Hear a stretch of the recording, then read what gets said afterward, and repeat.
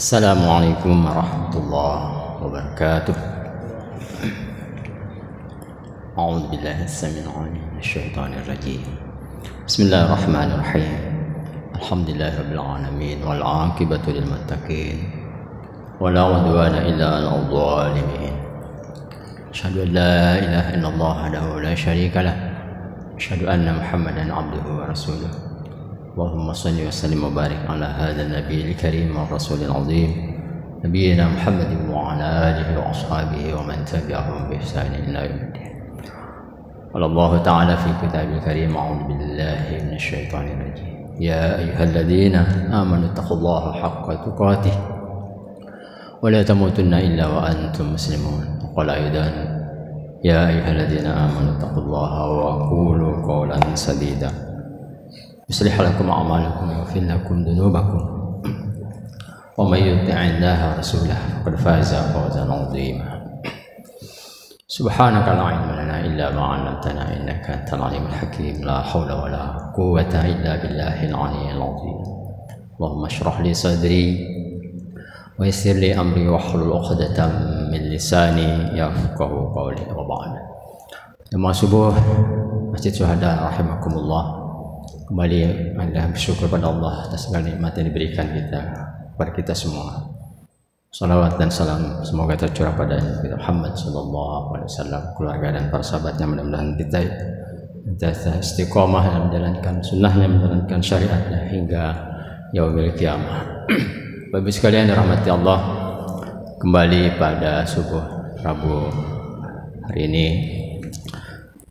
kami bacakan buku tanya jawab agama dari Tajdid pimpinan pusat Muhammadiyah. Tema yang kami angkat masih seputar ibadah sholat.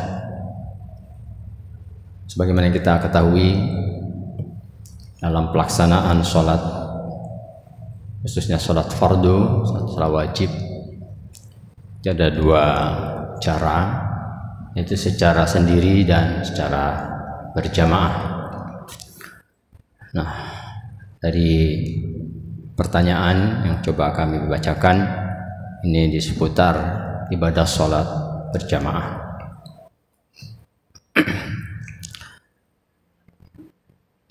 Pertanyaan, ada seorang penceramah sini sebutkan menerangkan bahwa sholat fardu itu wajib, ya, wajib dilaksanakan atau dilakukan berjamaah di masjid atau mushola. Di rumah hanya dibolehkan untuk sholat sunat. Sekalipun orang buta, sholat fardunya harus berjamaah asal mendengar azan dari masjid. Demikian berdasarkan hadis. Selanjutnya, oleh penceramah tersebut diterangkan bahwa Rasulullah SAW pernah mengancam orang yang tidak sholat berjamaah akan dibakar rumahnya. Pertanyaan saya, bagaimana sholatnya orang yang tidak berjamaah tersebut? Sahkah? Ya, sekali lagi pertanyaan saya, kata penanya di sini, bagaimana sholatnya orang yang tidak berjamaah? Sahkah hukumnya? Benarkah tindakan Rasulullah sekeras dan sekejam itu? Mohon keterangan dari Al-Fakir, ya. Jadi di sini penanya menyamarkan namanya Al-Fakir, ya, yang fakir di sisi Allah Subhanahu wa taala. Anggota jamaah, ya, pengajian Musholla Al-Hidayah Bendan Gang 12 Pekalongan. Jawaban mengenai sah tidaknya sholat fardu tidak berjamaah, tidak terdapat perbedaan. Mengenai sah tidaknya sholat fardu tidak berjamaah itu tidak ada atau tidak terdapat perbedaan dalam arti sah melakukannya. Yang menjadi perbedaan pendapat ialah melaksanakan sholat fardu itu wajib berjamaah atau tidak. Sebagian ada yang menyatakan wajib dan berdosa bagi yang tidak melaksanakannya. Sebagian lagi menyatakan berjamaah tidak wajib. Dengan sendirinya kalau tidak wajib, hukum mengerjakan sholat berjamaah, kalau tidak mengerjakan sholat berjamaah juga tak berdosa. Segolongan ulama lagi ada yang menyatakan wajib kifai atau fardu kifayah. Dalil yang menyatakan wajib berjamaah untuk sholat fardu ialah yang pertama firman Allah dalam Al-Quran surah An-Nisa ayat 102. A'udzu billahi minasyaitonir rajim. Wa idza kunta fihim fa aqamta lahumus salata faltakum ta'ifatum minhum ma'aka wal ya'khudhu aslihatahum fa idza sajadu falyakunu min waraikum wal ta'ti ta'ifatun ukhra lam yusallu falyusallu ma'ak. Artinya, dan jika kamu berada di tengah-tengah mereka, ya, sahabatmu, lalu kamu hendak mendirikan sholat bersama-sama mereka, maka hendaklah segolongan dari mereka berdiri, ya, berdiri sholat bersamamu dan menyandang senjata. Kemudian apabila mereka yang sholat bersamamu sujud, yaitu telah menyempurnakan serakaat, maka hendaklah mereka pergi ke belakang untuk menghadapi musuh, dan hendaklah datang golongan yang kedua yang belum sholat, lalu sholatlah mereka denganmu. Ini sholat dalam keadaan kondisi peperangan, ya. Ayat ini seperti halnya yang terjadi yang di Palestina.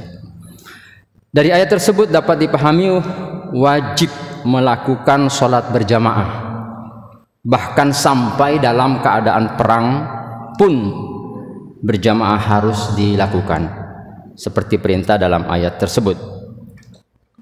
Yang kedua, perintah Allah dalam surah Al-Baqarah ayat 43 yang sering kita baca, kita dengar. A'udzubillahi minasyaitonirrajim.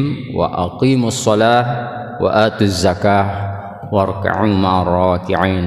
Tegakkanlah salat, bayarlah zakat, dan rukuklah bersama orang yang ruku.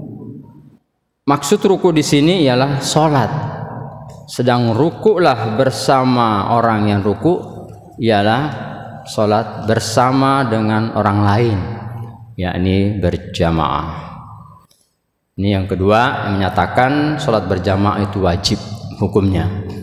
Yang ketiga, jamaah rahimakumullah, hadis riwayat Muslim, Imam Muslim dan dari Abu Hurairah yang menerangkan bahwa seorang buta yang tidak mempunyai pembimbing yang menuntunnya ke masjid datang kepada Nabi dan minta agar ia diberi rukhsah atau dispensasi untuk melakukan sholat di rumah, maka Nabi pun memberikan rukhsah atau keringanan itu. Tetapi setelah orang itu berpaling, ya, beliau pun memanggil kembali dan bertanya, hal tasma'un nida? Qal na'am qala fa'ajib. Rawahu Muslim. Apakah engkau mendengar panggilan azan itu? Orang itu berkata, ya. Maka Nabi pun bersabda, penuhilah panggilan itu. Hadirin rahimakumullah, dari hadis ini dapat difahami bahwa sholat berjamaah itu wajib. Melihat sampai orang buta pun, ya, harus memenuhi panggilan adzan. Segolongan ulama menyatakan bahwa sholat berjamaah itu adalah sunnah saja, bukan wajib, ya, dengan alasan-alasan sebagai berikut. Yang pertama, hadis muttafaq alaih, ya. Sini kalau ada kalimat muttafaq alaih berarti Bukhari Muslim, dari Ibnu Umar Rasulullah bersabda, "Sholatul jama'ati tafdulu 'ala sholatil fadh bi 27 darajah." Salat berjamaah itu lebih tinggi ya, atau lebih besar ya, pahalanya 27 derajat dibanding dengan salat sendirian. Dalam hadis di atas ditunjukkan kelebihan salat berjamaah dari salat sendirian. Di situ tidak menunjukkan tentang kewajiban melakukan jamaah. Dalam hadis di atas menunjukkan bahwa sholat sendiri mendapatkan pahala juga, hanya sedikit, tidak sebanyak pahala sholat berjamaah. Karena mendapat pahala berarti bukan sesuatu yang tidak boleh dikerjakan. Kalau tidak boleh dikerjakan tentu dilarang, dan bagi yang mengerjakan tentu tidak diterima dan tidak diberi pahala. Hadirin rahimakumullah. Kemudian yang kedua, hadis riwayat Imam Bukhari Muslim dari Abu Hurairah. Nabi bersabda, "Salatu rajulin fi jamaah tazidu ala salatihi fi baitihi wa salatuhu fi suqihi bi 27 darajah." Artinya bahwasanya salat seseorang berjamaah lebih tinggi 27 derajat dibanding dengan salat sendirian di rumah atau di pasar. Hadis riwayat muttafaq alaih. Kemudian yang ketiga, hadis riwayat At-Tabarani dari Abdullah bin Sarjis. Nabi bersabda, "Idza shalla ahadukum fi baitihi, thumma dakhala al-masjid wal qaumu yusalluna falyusalli ma'ahum takunu lahu nafilah." Artinya, apabila salat salah seorang dari kamu sekalian di rumah, kemudian masuk masjid dan mendapatkan orang banyak mengerjakan sholat, maka hendaknya sholat beserta mereka sebagai nafilah ya, suatu perkara yang sunnah. Riwayat At-Tabarani. Hadis ini dinilai hasan menurut Imam As-Suyuti. Hadirin rahimakumullah, hadis tersebut menurut Zaid bin Aswad terjadi ketika haji wada ya, haji terakhir yang dilakukan oleh Rasulullah Muhammad SAW beserta sahabat ya, saat sholat subuh. Ketika Nabi salam melihat ada dua orang di luar masjid tidak melakukan sholat, maka Nabi memerintahkan agar dua orang itu datang kepadanya dan menanyakan alasan tidak melakukan sholat dengan mereka. Dijawab bahwa kedua orang itu telah melakukan sholat di kendaraannya ya, dalam perjalanannya. Maka Nabi menyatakan demikian dengan kata bait diganti rihal, seperti riwayat Imam Ahmad dan At-Tirmizi. Nabi mengakui sahnya sholat kedua sahabat itu di rumah atau di kendaraan dengan menganjurkan untuk melakukan jamaah, menunjukkan keutamaan berjamaah. Kemudian yang keempat, jamaah rahimakumullah, hadis riwayat Imam Bukhari Muslim dari Abu Musa Al-Asy'ari. Inna a'dhaman nasi ajran fis shalah ab'aduhum ilaiha mamshan fa'ab'aduhum walladhi yantaziru as-salata ma'al imam a'dhamu ajran minal ladzi yusalliha thumma yanam. Sesungguhnya pahala salat yang lebih besar ialah salat yang dilakukan di tempat yang lebih jauh perjalanannya ya. Kemudian yang lebih jauh lagi, dan orang yang menunggu sholatnya ya, berjamaah bersama imam mempunyai pahala yang lebih besar dari yang melakukannya sendirian kemudian tidur. Imam Bukhari Muslim. Hadirin rahimakumullah, melihat hadis-hadis di atas nampak adanya kebolehan mengerjakan sholat sendirian. Bagi yang berpendirian tidak wajib ain ya, melakukan sholat berjamaah, berpendapat bahwa hadis yang menerangkan bahwa Nabi mengancam orang yang tidak berjamaah dengan akan membakar rumahnya merupakan ancaman orang-orang yang meninggalkan sholat karena nilai nifak ya, ada unsur kemunafikan yang ada dalam diri seorang tersebut. Sebagaimana ancaman Nabi bagi yang tidak melakukan sholat Jumat ya ada juga hadis yang menjelaskan tentang pentingnya sholat berjum'ah itu, seperti riwayat Imam Muslim dari Abdullah bin Mas'ud. Dan semua dalil yang dikemukakan, baik yang mewajibkan maupun yang tidak mewajibkan sholat berjamaah menurut cara jamak dan taufik, dapat diambil pengertian bahwa sholat berjamaah adalah wajib atau fardu kifayah, yang berarti kalau suatu kampung ya ada yang melakukan sholat berjamaah sudah menggugurkan kewajiban seluruh warga kampung tersebut.